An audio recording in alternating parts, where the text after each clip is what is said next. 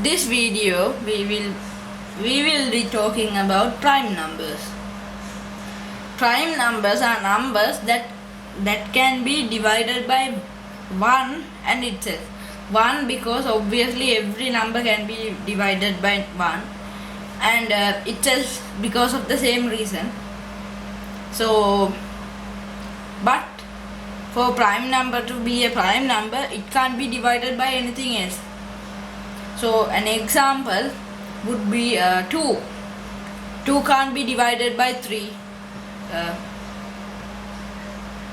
And 1 itself is not a prime number. A few more prime numbers are 3,